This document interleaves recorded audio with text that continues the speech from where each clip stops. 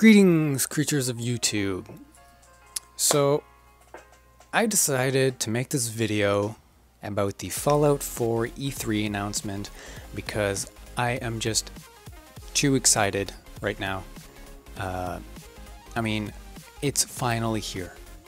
After like almost, well, maybe not almost a decade, but you know, since 2007 I think they started working on it, and they didn't even show anything for it until until E3, you know, and they showed a lot, you know, and I think it was worth the wait because I just feel really hyped for it. And I'm just going to talk about some of the things that they showed and start off with that. I mean, they showed that you can like make your own community. You can have people inhabit your communities. You can even start your own Brahmin trade between your communities. So like you'll have like trade routes and stuff between your communities. And you know what? That's super awesome. It's probably a really good way to get income because, you know, I'd imagine that some of the stuff is going to get really expensive because, you know, you got to make a lot of things in this game if you're going to make a community. So when I say that, I'm talking about actually making traps. Yes, you can make traps. And, you know, you can even create like miscellaneous items like night lights and stuff, you know, to really make it look like a place that you can live, you know, a place that can look populated. And on top of that, the outside world will interact with your communities. So basically, say at night, you got some turrets and traps set up and whatnot. Raiders can attack you. I mean, I don't know about monsters or anything like that, but I know raiders for sure do attack you. And, you know, I mean, that's amazing. Like, this surpasses the immersion of New Vegas and Fallout 3. Like, it is just absolutely incredible. I mean, I'd like to say Skyrim as well, and although it's not like part of the same franchise, I guess you could say, but I mean, it's true. Like, it crushes anything that Bethesda's ever done in the past, you know. I mean, I know they're making a new Elder Scrolls, but I mean, that's probably like a couple years from now before they even show anything.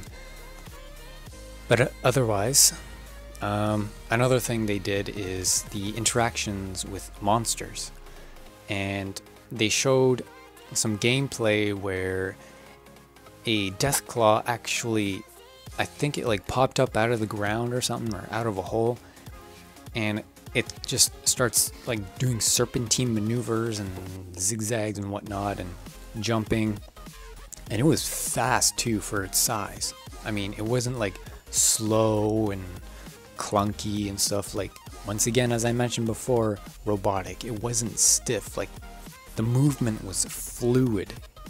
It was natural, you know. And when I say that they're more interactive, is that you actually get to see that the Deathclaw grabs you by the throat, lifts you up in the air, and then your protagonist will like look down at the Deathclaw's face, and you'll see its hand open up, and it's got some razor sharp claws, and the next second, guess where that hand's going? Right into your gut, and probably gonna shred you to bits. And you know what? That might be like a one-hit kill, you know? In reality, it probably would be, but you know, and not just for the Deathclaws too. They showed like this weird mosquito creature. It like flew up right up to you and stuck its needle or sucker or whatever it's called right into your chest, and you like pushed it away and you see blood squirt out of your chest and stuff. It's just crazy, you know. And crafting. I mean, oh man, just the crafting that they showed, it's so in depth. I mean, apart from like the stuff you can make in your community, you can create weapons. I don't know about armor because they didn't really show that. Although with weapons, there's 50 base weapons and you can create each of them. And those are the base weapons, so that means there must be other like unique weapons or like special schematics or blueprints or whatever you want to call them that are scattered out in the world, okay? Because that's what they did in the 2 previous games, so I wouldn't be surprised if they did it in this one too. And you can even create the modifications that are made for weapons. So, you know, like for if you want a long scope, well, you can make it, or you can just go to a merchant and buy it, you know, or sorry, a gun vendor. And this is another part that I like about Fallout 4 is that you'll have full utilization of the items, like of the miscellaneous items. Sorry, I quoted with my fingers right there. That they're there to create the mods and the weapons. You know, each of them have a use. They're not just gonna sit out there in the world just doing nothing, collecting dust or rust, you know, depending what it is. Excuse me. And you know, it makes it worth picking them up this time around, because in the last 2 games, I mean, come on, like 90% of the stuff that you were finding in like the lockers, desks, metal boxes and all that crap, well, you wouldn't pick them up. I mean, like toy cars, teddy bear, lunchbox. Well, a lunchbox was kind of useful because you can make a bottle cap landmine out of that thing. But other than that, I mean, they never really had any other uses, really. I mean, they were just a waste, in my opinion, anyway. So, on top of that, so apart from like the functions of the game, visuals, the graphics, like the environment, it is like 500 notches better than like New Vegas. Absolutely. They actually put in lighting this time, so the environment itself looks more realistic, because in the last 2 games, once again, it didn't have any lighting. I mean, yeah, it did have some shadowing, but I mean, that was more for like character detail and weapon detail. So, you know, I mean, and they added like more grass and bushes and, you know, little things that just makes it better in general, you know. And the grass and stuff, like, it moves with the wind, and sometimes you see like spurts of dust that'll like fly in front of you or whatever. And, you know, I mean, the world is just huge. I mean, I can't even fathom how big this world will be. I mean, New Vegas, or I think Fallout 3's world was a little bit bigger. So if Fallout 3, for those of you that have actually played it, if we can have a world that big for last gen, imagine for this generation.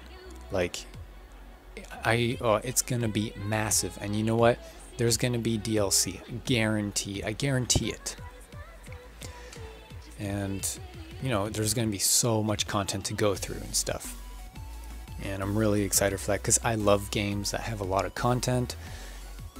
Because me, like, playing a game that lasts for 6 hours and just letting it sit on my desk collecting dust, you know, it seems like a waste of money to me. And I don't normally rent games, so I don't buy them too often. I only buy games that I know will have a lot of hours of content. But I just don't base it solely on that. I mean, obviously, like the gameplay and whether it's broken or not, it does have a good story or something like that. You know, I look at the other aspects of games.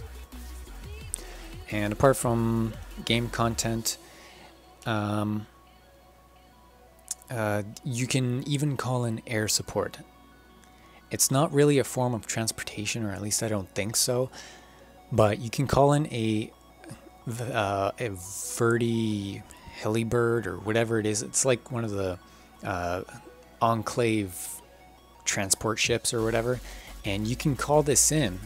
So what the protagonist did was that he like threw a flare or like a smoke bomb, and it was like going in the air, and you see it come down slowly. And you know what you can do? You can go in, not fly it, but you can go in, stand in it, grab hold of the big ass minigun that's in there, go up in the air, fly around, and shoot the shit out of any living thing that is on the ground.